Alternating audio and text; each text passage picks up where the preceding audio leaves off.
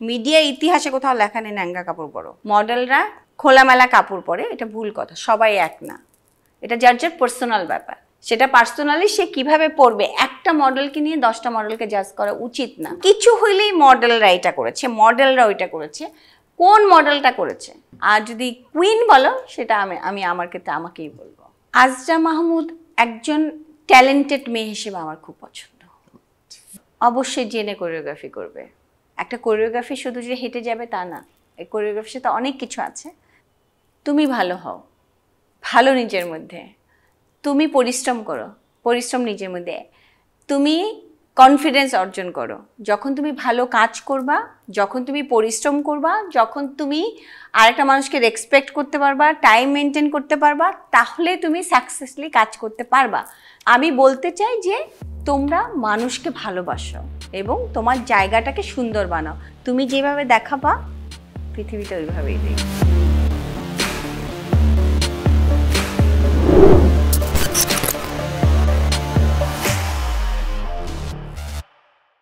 Welcome to another episode of glam talk with Faisal.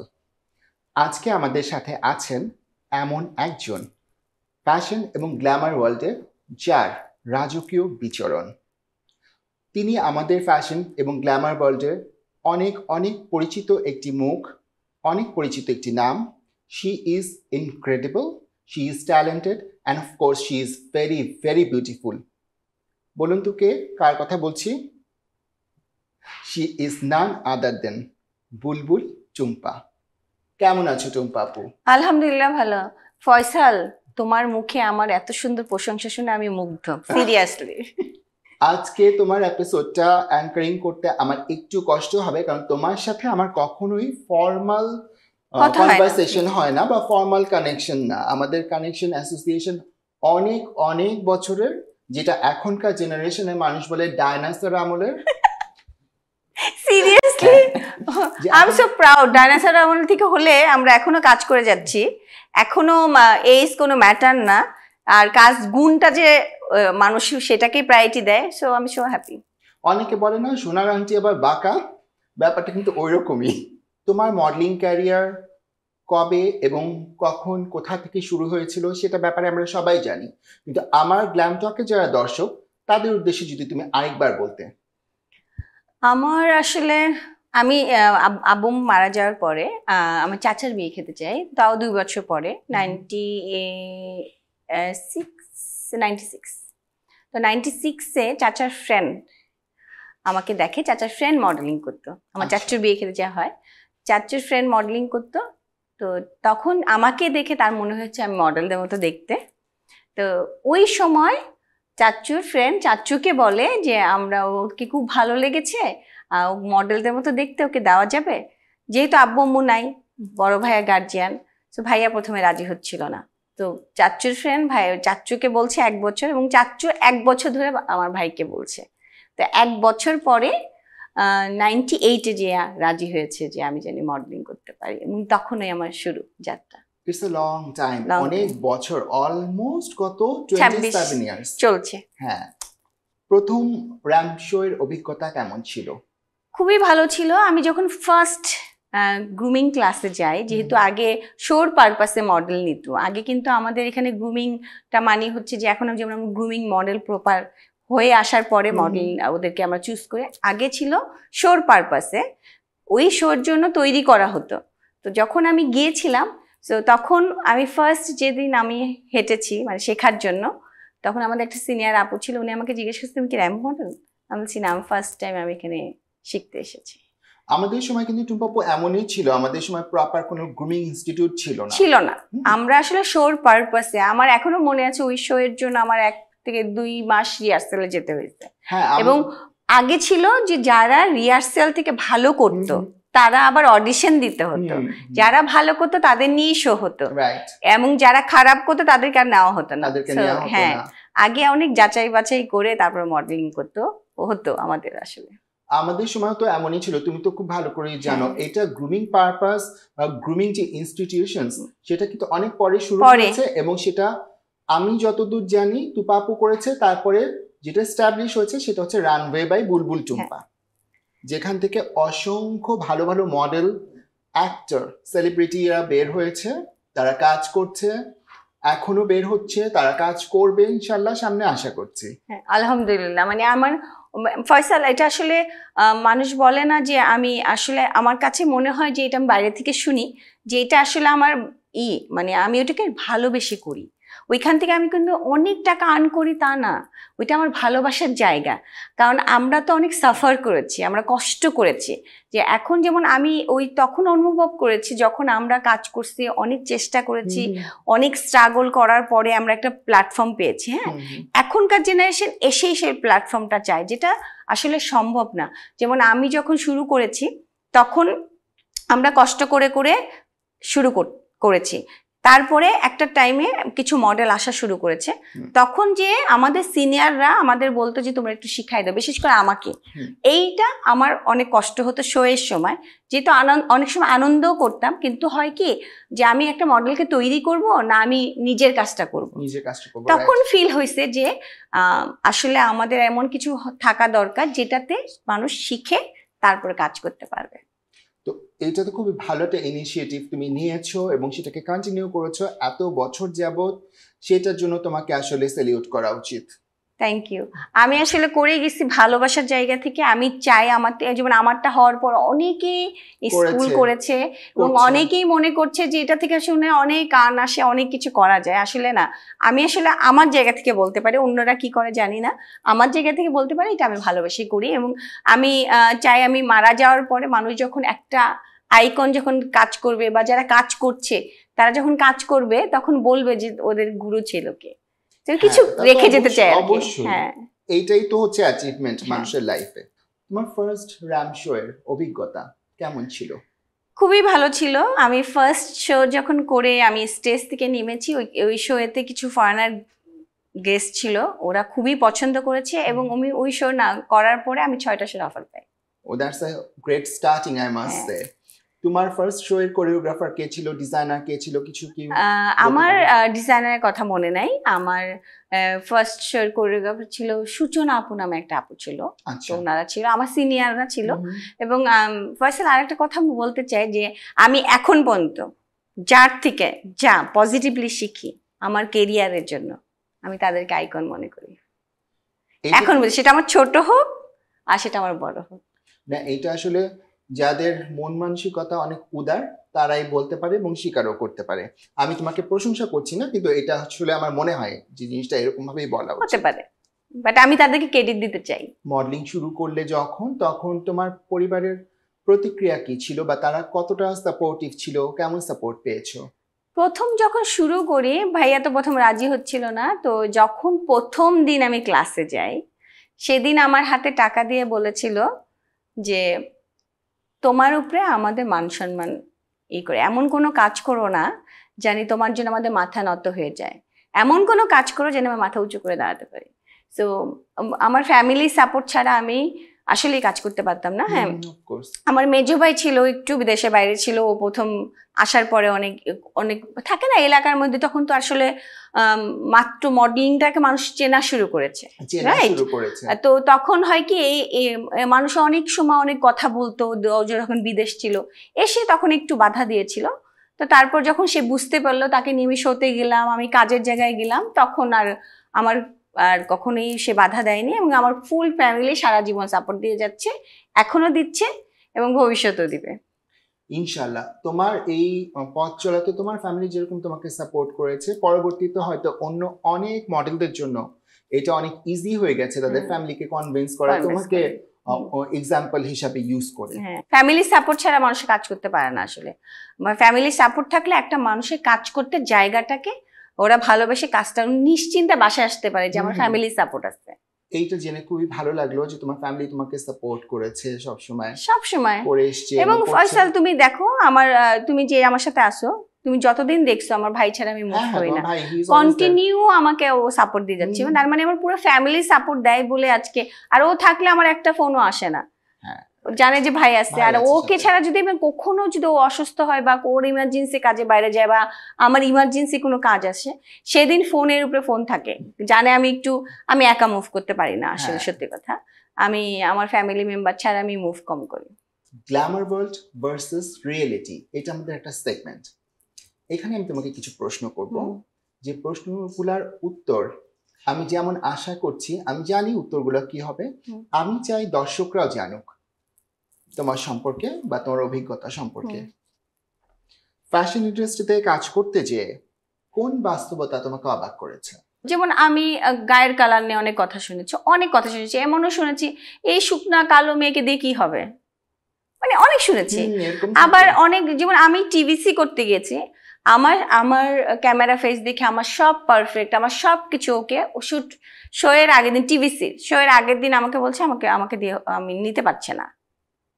So এরকমও হয়েছে আমার সাথে। স্কিন কালারের জন্য, ওরা শুকনাতার জন্য কোনো একটা এক্সকিউজ আমাকে দেখাইছে, বাট আমার কাছে মনে হয় কি যে আমি তখন হয়তো বা ছোট ছিলাম, কষ্ট পাইছি, বাট আমার কাছে মনে হয়েছে ওইটাই আমার কাজে লাগছে, যে আমি টিভিসি কম করব, আমি টিভিতে কাজ কম করব, বাট আমি এমন কিছু করে দেখাবো যেন মানুষ আমাকে ভালোবাসে, আমার কাজটা মনে রাখে। Very nice, very nice. কয়টা ফ্যাশন শো করেছো জীবনে অ্যাজ আ মডেল?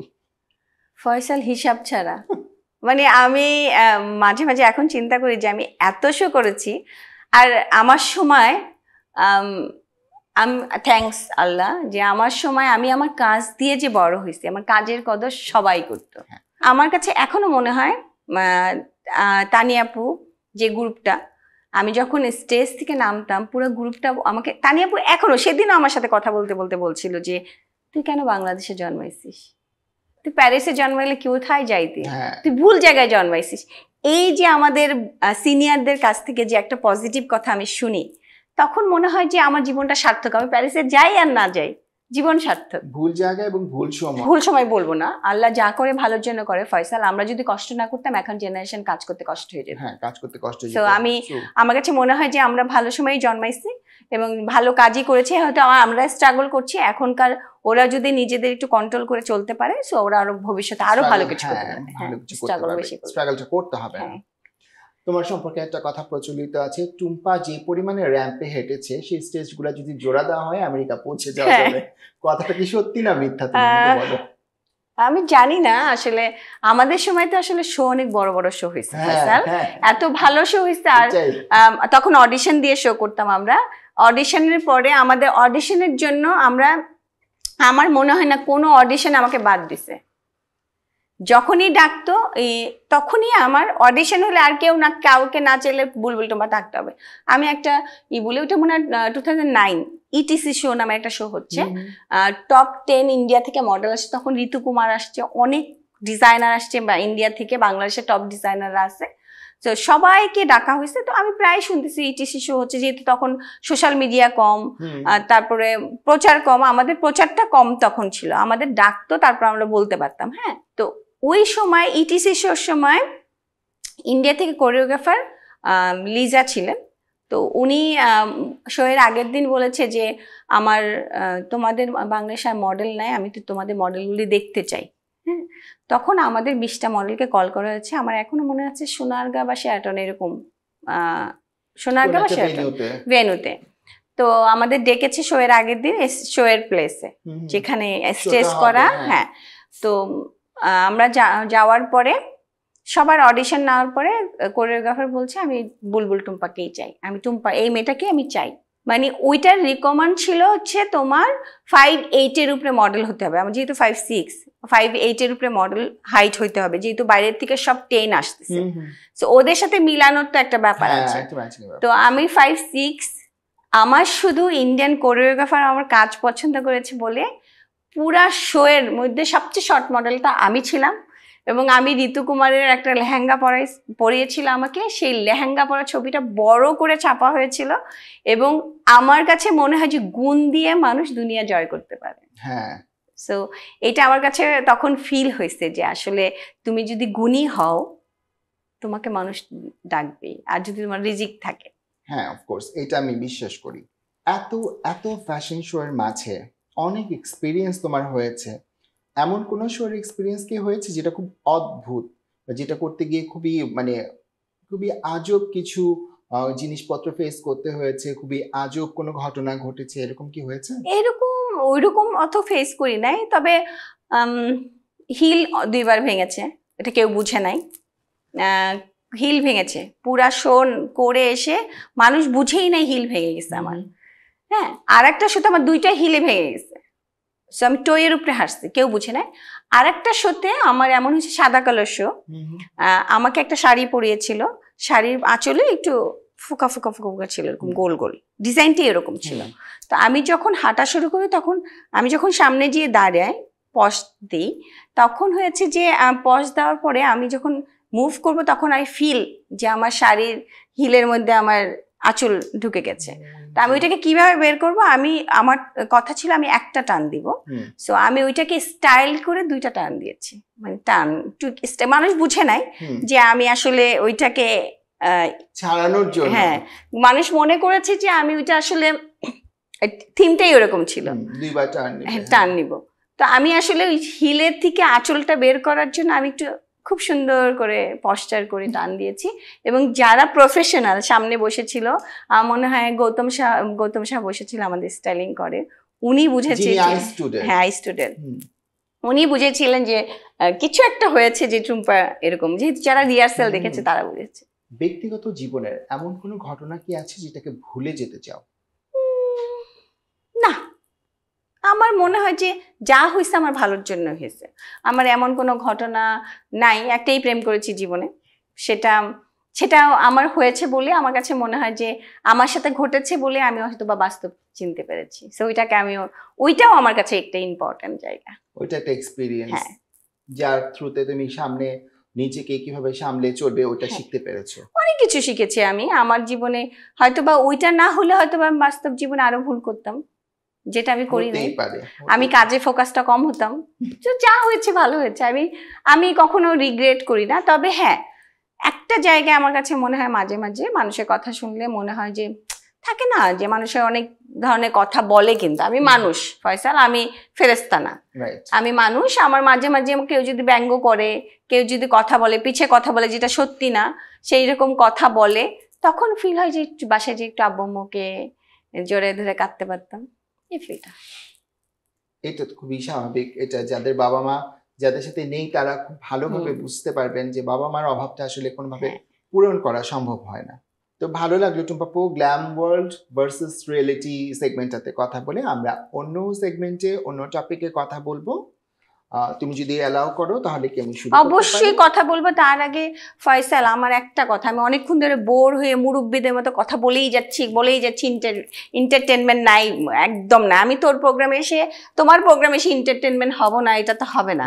তো সারা জীবন তো ফয়সাল আমি শুনেছি তুমি আমাকে নিয়ে মিমিক্রি করো সব জায়গায় আমাকে নিয়ে মিমিক্রি করো, এবং যতবার আমার নাম নাও ততবার আল্লাহর নাম নিলে বেহেশতে যাইতা, ঠিক আছে, বেহেশতে যাইতা।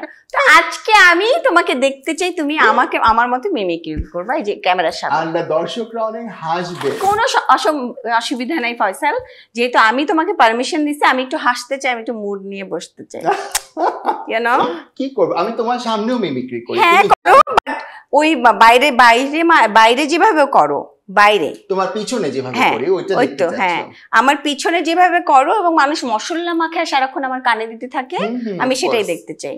কিন্তু মশলা দেওয়া খাবার কিন্তু সবসময় ভালো হয় না, জানো তো। জানি না, তবে আমার কাছে মাঝে মাঝে আমি মানুষকে বলি যে ফয়সাল যদি অতবার আল্লাহর নাম নিয়ে বেহেশতে যেত, আমাকে নিয়ে যা বলে। ভালো লাগলো শুনে যে তুমি শুনতে যাচ্ছ তোমাকে কিভাবে মিমিক্রি করে দেখাবো। অনেকক্ষণ ধরে আমরা সিরিয়াস কথা বলতেছি, আমি সিরিয়াস আর থাকতে চাই না, আমি এটা শো এর পরে দেখাবো তোমাকে। তুমি কি অন স্ক্রিন চাচ্ছ? আমি অন স্ক্রিন চাচ্ছি, অফ স্ক্রিনে নো। কি দেখাবো, কি শুনতে চাও? যেটা করো সব সময় সেটাই। না এখন মনে করো আমি অন্য মডেল। না আমাকে জিজ্ঞেস করেন ভাই তোমার সাথে আমার যোগাযোগ আছে কিনা বা কথা হচ্ছে না। আমরা কিন্তু কথা বলি মাঝে মধ্যেই, প্রায় কথা হয়, কিন্তু তখন বলে যে কি খবর, আমি ভালো রে, ভালো আছি, এইটুকুই না, এইটুকু তো হয় না, আরো বলি না। তুমি এন্টারটেইনমেন্ট করো আমাকে। এই কি এন্টারটেইনমেন্ট চাচ্ছ সেটা বলো তুমি আমাকে। অন্য মডেল হিসেবে বলতে পারো, সমস্যা নেই, যাদের কাছে বলো। অন্য মডেল হিসেবে যাদের কাছে তুমি বলতে থাকো সারাক্ষণ, সেইভাবেই বলো। কি যেন বলি টুম্পাপু, অনেকদিন বলি না তো মনে পড়ছে না। ও রিয়েলি? তাহলে আমাকে তোমার টিম মেম্বারদের জিজ্ঞেস করতে হবে অনেকদিন ধরে বলো কিনা। অনেকদিন বলি না, তুমি জিজ্ঞেস করো। ধরো তুমি আমাকে একটা কিছু বলে দাও তোমার মতো করে বলতে, সেটা আমি তোমাকে বলে দেখাতে পারবো। এক্সকিউজ মি, আমি কি কোনোদিন শিখিয়ে দিয়েছি তোমাকে? না, সুইট হার্ট। এখন তোমার মতো বলতে হলে আমি তোমার মতো দাঁড়াতে হবে, তোমাকে এটা তো এই সেটে সম্ভব না। বসেই বলো, আমি যেভাবে বসি বলো। আচ্ছা, কি বলবো সেটা আমি একটু চিন্তা করে নিই। আরম্ভ কিছু করো, ডোন্ট ওয়ারি, আমার টাইম আছে। আমার নাম ধরে কারে কারে ডাকি, আমার ভাইকে কিভাবে ডাকি। ও সেইটা বলো। হ্যাঁ, তার কি কি বলছিস বল, আর এখন তো কি বের কি? হয়ে গেলে বল বল। তুমি তোমার ভাইকে সারাক্ষণ ডাকো না, কিভাবে ডাকো বলো তো? শোনো হুম ভাইয়া, আমি ক্যামেরা থেকে বলছি, আমি ডাকি রনি, হুম। রাইট? আমার একটা ভয়েস আছে রনি, আর তুই ডাক রনি। রনি। এই এই টোনে তো আমি জীবনে কথা বলি নাই, এইটাই আমার কোশ্চেন। আজকে ক্যামেরার সামনে এটা কাটবেন না, আজকে ক্যামেরার সামনে আমি আমার ভাইকে ডাকি রনি। তুমি অন্যরকম গলা করে বলছো, রনি কিন্তু তুমি ডাকো এভাবে না, আমি হ্যাঁ। নাকে দিয়ে আমি জীবনে কথা বলি নাই। ডাকো টুম্পাপু। ভাইয়া, আমি যে এতক্ষণ ধরে কথা বলছি, কোনোভাবে মনে হয়েছে আমি নাকে কথা বলে? কেউ বলবেন কালকে থেকে সেটে আসবো না কিন্তু আমি। দেখছো, ধরা খাইলো। হয়েছে না এন্টারটেইনমেন্ট? নো এন্টারটেনমেন্ট হয়নি। তাহলে অন্য কিছু বল, আমাকে মুড ভালো কর। অন্য কিছু বলবো? অন্য না, অন্য কিছু আছে কিন্তু এখানে বললে আবার লাইভে চলে যাবে মানুষজন আমার নিয়ে। বুঝে না বুঝে। হ্যাঁ, এই সেগমেন্টে টুম্পাপু আমরা কথা বলবো বিউটি এন্ড স্টাইল নিয়ে, যেটা আমাদের কাজের ক্ষেত্র আসলে। এবং তুমি যেহেতু পায়োনিয়ার এই সেক্টরের একজন, তো তোমার সাথে আমার অনেক কিছু শেয়ার করার আছে, জানার আছে, আমার দর্শকদের জানার আছে। তোমার পার্সোনাল স্টাইল কেমন? ডিপেন্ড করে কোন প্রোগ্রামে যাচ্ছি, কিভাবে যাচ্ছি। আর যদি পার্সোনালি আমাকে জিজ্ঞেস করো যে আমি পার্সোনালি কি কাপড় পরতে পছন্দ করি, আমি সবসময় আমি শার্ট পরি, কোটি, যেটা আমি একটা জিন্স পরি বা একটা ফর্মাল প্যান্ট পরি, নিচে একটা ট্যাঙ্ক টপ পরি, উপরে একটা কোটি পরি, যাতে আমার পুরো শরীর ঢেকে থাকে, অনেক স্টাইলিশও লাগে। তো এটাতে আমার নামও হয়ে গেছে, বুলবুল টুম্পাপু তো পরে কোটি পরে সারাক্ষণ। সো আমি এটাকে আমার মতো করে বানিয়ে নিয়েছি, যে আমি কমফোর্ট থাকি, যেহেতু আমরা অনেক মুভ করতে হয়, অনেক কাজ করতে হয়, যেমন বড় একটা শার্ট থাকলে আমার শরীরটাকে, আমাকে সুন্দরও লাগবে, আমার শরীরটা ঢেকে থাকবে, কমফোর্ট থাকবো। আমি কি ধরনের পোশাক তুমি পরতে স্বাচ্ছন্দ্য বোধ করো না? আমি মডেলিং করি, যেমন আমি মডেলিং করতে আসছি, যেমন এত বছর ধরে করছি, রাইট? তো আমি সারা বছর শুনি মডেলরা গায়ে কাপড় নাকি থাকে না, এটা মিথ্যা কথা। আমি বলতে চাই এটা মিথ্যা কথা। তুমি তোমাকে যেভাবে দেখাবা সেইভাবেই হবে। তুমি যদি ভালো কাপড় পরে, তুমি যদি ভদ্র কাপড় পরে চলতে চাও, তাহলে ভদ্র, কোথাও লেখা নেই, মিডিয়া ইতিহাসে কোথাও লেখা নেই ন্যাঙ্গা কাপড় পরো, খোলামেলা কাপড় পরো, রাইট? আছে, কোথাও লেখা আছে? নাই। এটা যখন মানুষ আমাকে কোশ্চেন করে আপনাদের মডেলরা তো ন্যাংটা কাপড় পরে, খোলামেলা কাপড় পরে, তখন আমার বলি কোন ইতিহাসে লেখা আছে? হ্যাঁ, এটা আমি বলি, যদি শোর পারপাসে ডিজাইনাররা কাপড় পরে, ডিজাইনারদের এক একটা কাপড় তার বাচ্চার মতো, তাদের কাজটাই হচ্ছে কাপড়টাকে শোকেস করা বা কাপড়টাকে রানওয়ে দেওয়া, রাইট? সো আমরা ওই কাপড়টা, আমি যখন মডেল, তখন আমি কিন্তু আমার পারমিশন নিয়ে সে কাপড়টা বানিয়েছি, বা কাপড়টা বানানোর পরে আমার কাজ, আমি মডেলিং করতে আসছি, আমার কাজ আমি স্টেজে কাপড়টাকে হ্যাঙ্গারিং করবো, রাইট? রানওয়ে হাঁটবো, সেটা টোটালি ডিফারেন্ট, সেটা তোমার কাজের জায়গা, হ্যাঁ অফকোর্স, রাইট? কিন্তু তুমি পার্সোনাল লাইফে তুমি তোমাকে যেভাবে দেখাবা সেটাই হবে। সো আমি এটা বলতে চাই আজকে তোমার প্রোগ্রামে, যে মানুষ যখন বলে মডেলরা খোলামেলা কাপড় পরে, এটা ভুল কথা, সবাই এক না, এটা যার যার পার্সোনাল ব্যাপার। সেটা পার্সোনালি সে কিভাবে পরবে, একটা মডেলকে নিয়ে 10টা মডেলকে জাজ করা উচিত না, কিছু মডেলের কারণে সব মডেলকে জাজ করা উচিত না। সো এইটা একান্ত তার পার্সোনাল ব্যাপার, সে কি কাপড় পরবে। কিছু হইলেই মডেলরা এটা করেছে, মডেলরা ওইটা করেছে, কোন মডেলটা করেছে? সে কি কোয়ালিটি মডেল করেছে না সোকল মডেল করেছে? আদৌ মডেল কিনা, সেটাও তো কথা। সুন্দরভাবে বের হয়েছে দেখে মডেল ভাবে, মানে মডেল ভেবে নিল যে মডেল, ও মডেল হতেই পারে। মডেলদের অনেক স্ট্রাগল করে মডেলিং করে, ওরা অনেক কষ্ট করে, একটা শোর জন্য তাকে অনেক দিন যেতে হয়, ডিজাইনারের মেজারমেন্ট দিতে হয়, তাকে অডিশন দিতে যেতে হয়, তাকে রিহার্সাল করতে হয়, তারপরে একটা শো হয়। সো এত কষ্ট করার পরে একটা মডেল তৈরি হয়, তারা কাজ করে, অনেক কষ্ট। কিন্তু একটা ফটোশুটে সারাদিন ধরে মেকআপ নেওয়া, রোদের মধ্যে শ্যুট করা, অনেক কষ্ট, কিন্তু একটা কাপড় পরে না। 10টা কাপড়ও পরে, 5টা কাপড়ও পরে, আবার কোনো মডেল 20টা কাপড়ও পরে, এরকম আছে। তো এই যে কষ্ট করে তারা টাকাটা ইনকাম করছে, তাদের সাথে এই যে সো কল মডেলদের কথা বলে তাদের ছোট করা উচিত না, একদম না। সবার জন্য সবকিছু না, এটা সত্যি কথা। কিন্তু এটা এত সুন্দরভাবে তুমি বুঝিয়ে বলে এখন হয়তো যারা দেখছেন দর্শক আমাদের, তারা হয়তো জানতে পারবেন, বুঝতে পারবেন, বা তারা হয়তো রিয়েলাইজ করতে পারবেন যে আসলে মডেল মানেই যে ছোটখাটো পোশাক পরে, এই পরে সে পরে, এরকম কিছু না। আরেকটা কথা কি ফয়সাল, যখন আমরা কাজ করতে যাই টিভিসি, হ্যাঁ, বা নাটকই করতে গেলে টিভিসি, একটা টিভিসি একটা শট নিতে অনেক টাইম লাগে, লাইটিং দেখে, এটা দেখে, ওইটা দেখে। যখন মানুষ শুটিং শেষ করে 2টা বাজে 3টা বাজে বাসায় যায়, আমার এটাও তো শুনতে হয়েছে, যেমন ধরো আমরা একটা চ্যানেলে কাজ করতাম বা একটা কোম্পানি কাজ করতাম, রাত হয়ে যেত, বাসায় গাড়ি নামাই দিয়ে যেত, তখন আমার ভাইকে ফোন করে বিদেশে, বাংলাদেশের থেকে বিদেশ ফোন করতো, ভাইয়া তোমার বোন তো এক এক দিন এক এক গাড়িতে আসে, এক একদিন আমাকে দিয়ে বলছি, এক একদিন এক এক গাড়িতে আসে। এখন একটা কোম্পানির গাড়ি বা একটা টিভি চ্যানেলের গাড়ি আমাকে যখন নামাই দিবে রাত হলে, তো আমার দায়িত্ব, ওনাদের তো দায়িত্ব আমাকে নামাই দিবে, তো আমি কাজটা কি করে আসছি সেটা তো জানতে হবে। সো যখন তোমাকে বাইরে থেকে ফোন করে এরকম জানানো হয়, তখন কিন্তু স্বাভাবিক, আমার জায়গায় থাকলে আমিও রাগ করব। যখন আমার ভাই দেশে আসছে, আমি তাকে নিয়ে গেছি, তাকে দেখাইছি, তখন তাদের ভুলটা ভাঙছে যে আমার ভাইটা, যে না আমার রায় ভালো কাজ করছে, পরিবেশ ভালো, তো কামুকা মানুষ তো বলবেই। এটা আসলে কি শুনো, বেকারত্বর হার যে নিউজপেপারে আসে না, তো সেটা না আসলে জরিপ করে মাপার কিছু নাই। এই ধরনের মানুষদের দেখলে বা এদের অ্যাক্টিভিটিস ফলো করলেই বোঝা যায় যে বেকারত্বর হার কতটা বেশি। কিছু মানুষই মনে হয় থাকে যারা কথা বলতে পছন্দ করে, আর তোমার জায়গাটা তুমি রিয়েলিটি বুঝতে পারবা, তুমি না খায় থাকলে কেউ খানা দিবে না, তোমার জায়গাটা কেউ তোমার এসে বসাবে না। যখন তুমি কোনো কাজ করতে যাবা, ফয়সাল আজকে আরেকটা কথা বলি, তুমি যখন কাজ করতে যাবা, তোমাকে পজিটিভ কথা কম মানুষ বলবে, নেগেটিভ বলবে বেশি বলেছে, তুমি জানো। হ্যাঁ, তো নেগেটিভ মানুষকে ইগনোর করো। মানুষ তোমাকে খানা দিবে না, তুমি না খায় থাকলে তোমাকে খানা দিবে না। সো তোমাকে কথা বলবে, ওগুলি ইগনোর করা উচিত, পজিটিভলি না উচিত। এখানে আমার ক্ষেত্রে যে আমি বলতে চাই, আমার এই বছর 23 বছর হলো আমি কাজ করছি কানেক্টেড মিডিয়ার সাথে। তো 18 বছর হলো কোরিওগ্রাফি ক্যারিয়ারে, এর আগে টুকটাক মডেলিং যা করেছি সেই ক্যারিয়ার সহ আর কি। তো আমার কথা হচ্ছে, এই এত বছরের জার্নিতে কয়টা মানুষ ভালো কথা বলেছে?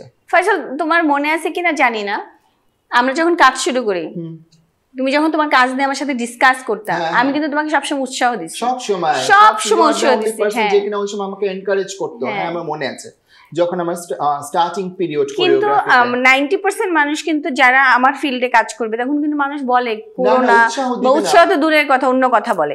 কিন্তু যারা আমার জুনিয়র, যারা আমার পরে আসছে, তারা কিন্তু কেউ কোনোদিন বলতে পারবে না যে আমি কখনো তাদেরকে কোনো কাজে উৎসাহ দেই নাই।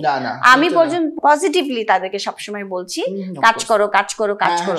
তুমি করতে গেলে মানুষ হয়তো তোমাকে নেগেটিভ বলবে, কিন্তু তুমি করো। হ্যাঁ, করে এক্সপেরিয়েন্স গ্যাদার করো। তো এটা আমার কাছে শান্তি, এটা না আমার শান্তি লাগে।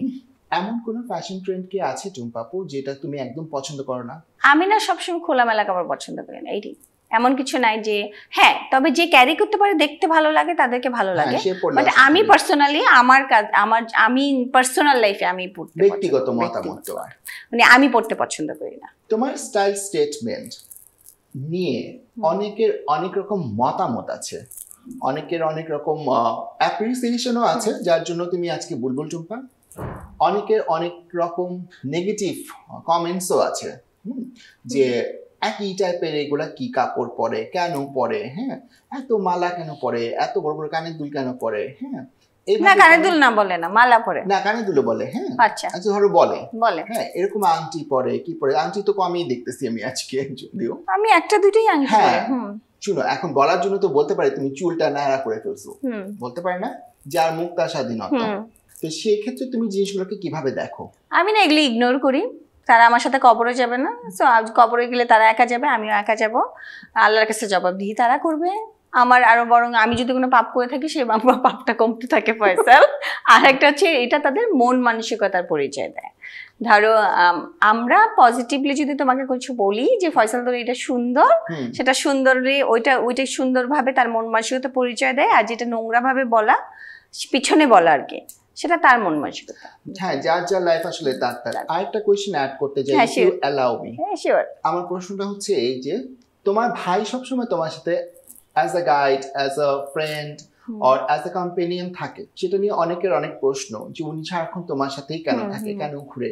দেখো ফয়সাল, মানুষ তো কথা বলবে, আমার ফ্যামিলি মেম্বার আমাকে সাপোর্ট দেয়, এটা আমার জন্য অনেক গর্বের বিষয় এবং আমি সেফ ফিল করি। এবং আমার ভাই যে আমাকে সাপোর্ট দিচ্ছে, এবং আমার ভাই আমার ইনস্টিটিউটে ওয়ার্কশপের ওর একটা পার্ট। হ্যাঁ, আমার ভাই আমার পুরাটা দেখে। একটা শো এর লাইটিং যেমন মানুষ কি করে, অ্যাসিস্ট্যান্ট পিছন থেকে মডেল দেয়, সামনে সে এটা ডিরেকশন দেয়, আমার ভাই সেটা ডিরেকশন দেয়, আমি কাজটা করি, মানে he is your working partner. So আমার লাইটিং বলো, এই যে আমি সত্যি কথা আমি টাকা গুনতে পারি না একদম।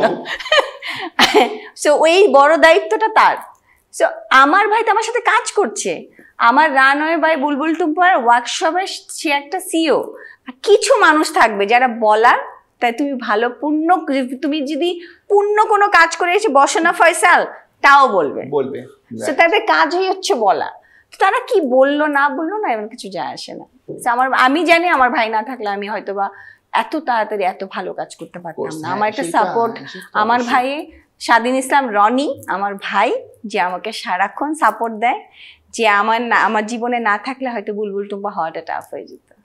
আমি এখন আমার শো এর 4th সেগমেন্টে চলে যেতে চাই, সেটা হচ্ছে র্যাপিড ফায়ার। তুমি কি রেডি? ও ইয়েস, তারপর ফয়সালের সাথে। ইয়েস। সবচেয়ে কঠিন কোন কাজটি তোমার জন্য? নতুন মডেলকে ট্রেনিং করা নাকি স্টার মডেলের সাথে কোরিওগ্রাফি করা?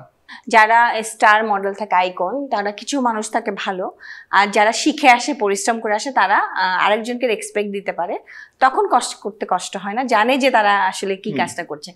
যারা আসলে ওইভাবে পরিশ্রম করে স্টার হয় নাই, তখন তাদেরকে জানে না, তখন তাদেরকে নিয়ে কাজ করতে ডিফিকাল্ট। ক্যাটওয়াক নাকি থিমেটিক ওয়ার্ক, কোনটা তোমার পছন্দ?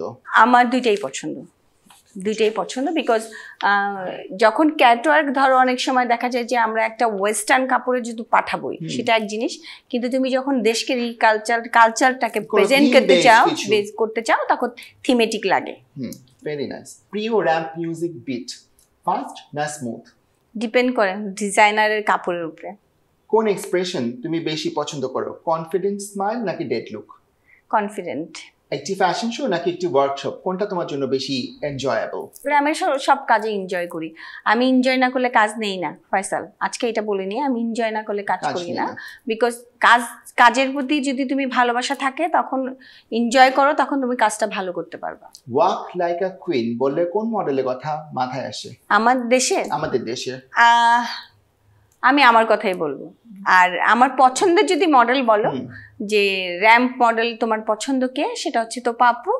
আর যদি কুইন বলো, সেটা আমি আমার ক্ষেত্রে আমাকেই বলবো। যখন স্টেজে ওঠো, র্যাম্পে হাঁটো, তখন কি তোমার ফোকাস কোন দিকে থাকে, অডিয়েন্স নাকি ক্যামেরা? আমার ফোকাস থাকে আমি যেই পারফরমেন্সটা করছি, সেটা আমি কোন কাপড়টা পরছি, কি পরছি, শোটা কি, সবকিছু মিলে আমি আমার কাজটাকে ভালোবেসে প্রেজেন্ট করি। সেখানে আমার ক্যামেরা ফোকাস থাকে না, আমি দর্শকও না, আমি কাজটাকে ভালোবেসে হাঁটতে থাকি। আমার নেক্সট কোয়েশ্চেন হচ্ছে, Azra Mahmood as a model or as a choreographer, তোমার কাছে কোনটা পছন্দের বেশি? আজরা মাহমুদ একজন ট্যালেন্টেড মেয়ে হিসেবে আমার খুব পছন্দ। ভেরি ট্যালেন্টেড মেয়ে। আমাদের দেশে এরকম ভেরি ট্যালেন্টেড, মানে এত গুড, এত ভালো পারফরমেন্স, মানে ও যেই কাজটাই ধরে খুব সুন্দরভাবে কাজ করে। সো ওর কাজ আমার সবসময় ভালো লাগে, বিকজ ও একটা ট্যালেন্ট। শাবনাজ সাদিয়া ইমি যদি মডেল না হতো, তাহলে কোন ক্ষেত্রে ভালো করতে বলে তুমি মনে করো? বক্তৃতা, ভালো কথা বলতে পারে। হ্যাঁ, সুন্দর কথা বললে খুব সুন্দর। হ্যাঁ। ইমি যদি তোমার মডেল না হতো, তো ও কোনো স্পিচ দিত, ওটা মানুষ মন দিয়ে শুনতো, কথা সুন্দর বলে। তোমাকে আমি 4 জন মডেলের নাম বলবো, যারা এখন সিনিয়র কাজ করছে, আমাদের সময়কার না, বাট আমাদের পরপরই। যেমন ধরো আমি যদি বলি, ঈশা ইয়াসমিন, সাবরিনা জামান রিবা, মাসিয়াত রহমান এবং সুমায়া নাবিলা, 4 জন মডেলকে তুমি কাকে কোন ক্ষেত্রে এগিয়ে রাখবে এবং কেন? ঈশা সাংসারিক মেয়ে এবং যেই কাজটা করে ভালো করে। রিবাও, মানে ও যতটুকু কাজ আমি ওর সাথে হয়েছে, কাজের প্রতি ফোকাস আছে এবং ও কাজ ভালো করে বলে আজকে ওর নামটা সবাই বলে। মাসিয়াত যখন ওকে সুন্দর বলবা, পৃথিবী ওর সুন্দর, So আমার খুব ভাল লাগে। হ্যাঁ। ওর ইনোসেন্ট একটা আছে, ওটা খুব ভাল লাগে। সুমায়া নাবিলা? নাবিলা ট্যালেন্ট, ও যতটুকু কাজ করেছে ট্যালেন্ট মেয়ে। তোমার স্টুডেন্টদের মধ্যে অনেকে অনেক ভালো কাজ করেছে এবং এখনো করছে।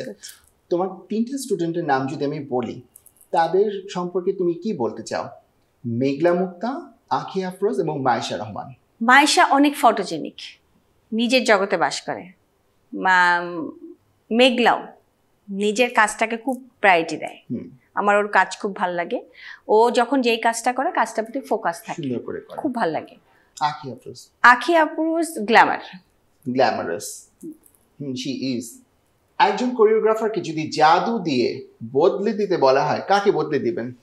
আমি একজনকে না, আসলে যারা কোরিওগ্রাফির মিনিংসটাই বুঝে না। কোরিওগ্রাফি আসলে মানুষ মনে করে হেঁটে গেলেই কোরিওগ্রাফি, না, এটা একদম ভুল ধারণা। একটা ডিজাইনার কাপড় বানায় তার কাপড়টাকে প্রেজেন্ট করার জন্য, কাপড়টা ডিজাইনার সাথে কনসার্ন করতে হয়। তারপর মিউজিকটা কি হবে, কোন মডেলের সাথে এই কাপড়টা যাবে, কোন মডেল এই কাপড়টা ক্যারি করতে পারবে, স্টেজটা কি হবে, লাইটিংটা কি দেওয়া উচিত, সব কিছু মিলিয়ে একটা কোরিওগ্রাফি হয়। সেটা যদি যারা না পারে, যারা আসলে শো কল কোরিওগ্রাফার, তাদেরকে আমি ওই বাটন দিয়ে, যে কি বলছে, জাদু দিয়ে বদলে দিতে চাই। বিকজ তারা জানি কোরিওগ্রাফি শিখে কোরিওগ্রাফি করে। রাইট। আমার শেষ প্রশ্ন, যদিও এটা র্যাপিড ফায়ার ছিল, কিন্তু অনেক বড় বড় অ্যান্সার হয়েছে। র্যাপিড ফায়ারটা আসলে একটু স্লো ফায়ার হয়ে গেছে। তাহলে আবার যাই। আমার লাস্ট প্রশ্ন। হ্যাঁ, কোনো সমস্যা নেই, আমি একটু ভেঙে বলছি, কারণ হচ্ছে না হলে মানুষ বুঝবে না। I understand. আমার লাস্ট প্রশ্ন, কি দিবে কি নিবে? 3 জনের নাম বলবো। সানজিদা হক, আরিফিন, লুনা। আমি ওর থেকে ওর ক্রিয়েটিভ কাজটা নিতে চাই। সো আমি জানি না ও কি নিতে চায়, বাট আমি নিতে চাই ওর থেকে ক্রিয়েটিভ। কি তুমি দিবে ওনাকে? ভালোবাসা, সবসময় ভালোবাসা। আজরা মাহমুদ, কি দিবে কি নিবে? ওর মতো ট্যালেন্ট তো আর হতে পারবো না। ওর কাজ দেখে আমার খুবই ভালো লাগে। ট্যালেন্টেড একটা মেয়ে, সব জায়গায় ওর ট্যালেন্ট আমি নিতে চাই, আর সব সারা জীবন ওকে আমি ভালোবাসতে চাই। ভালোবাসা। গৌতম সাহা, যিনি আইস্টুডেতে আছেন, ওনার কাছ থেকে আসলে আমি স্টাইলিং শিখতে চাই। এত সুন্দর স্টাইলিং করে, অসম্ভব সুন্দর স্টাইলিং করে। এবং আমার এখনো মনে আছে, তার সাথে যখন আমি কাজ করেছিলাম, ওনার আইস্টুডের একটা তোমার ডায়মন্ডের শ্যুট করেছিলাম, তো ওনার সাথে কাজ করে মনে হয়েছে যে না, অনেকদিন পর বাংলাদেশে একটা মানুষ আছে যার স্টাইলিং অনেক ভালো। অনেক ভালো, খুবই ভালো কাজ করেন উনি। So that was our rapid fire, যেটা অনেক স্লো ফায়ার হয়ে গেছে, but we had some great answers from you.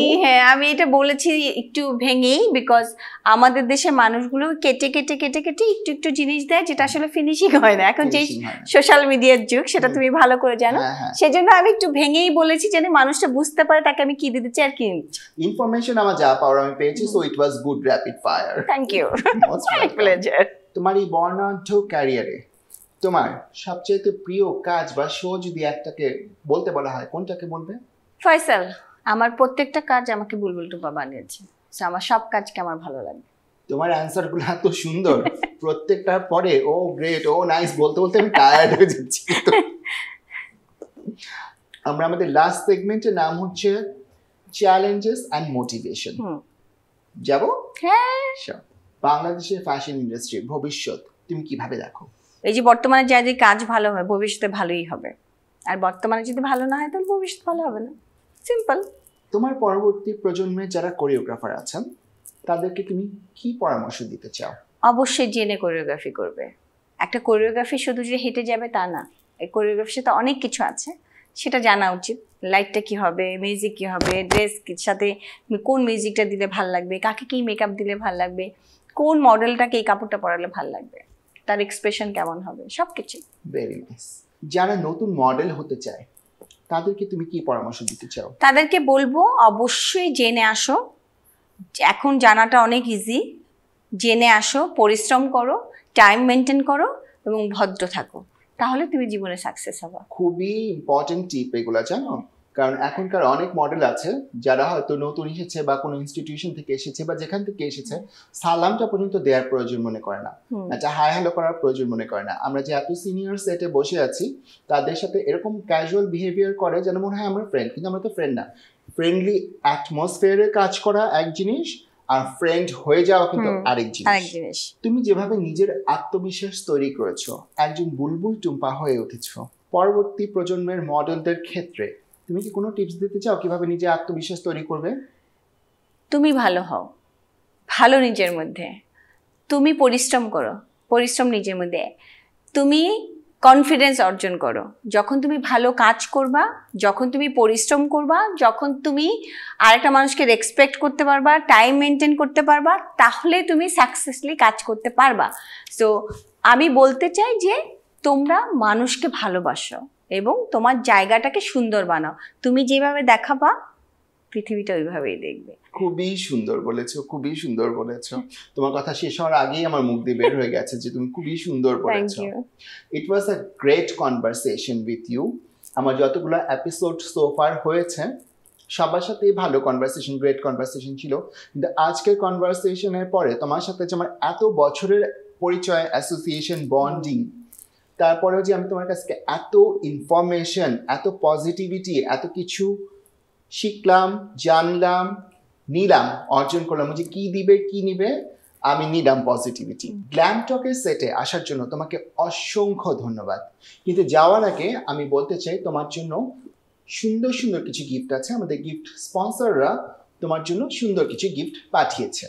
আমি কি My pleasure. তোমাকে এই গিফটটা টুম্পাপু কিয়ারা বাই প্রীতি মোদি থেকে সুন্দর Wow. একটা গিফট তোমার জন্য। Thank you. Most আমি খুব welcome. খুশি, গিফট পাইলে সবাই খুশি থাকে। হ্যাঁ, এটা সাজগোজ থেকে। Thank you.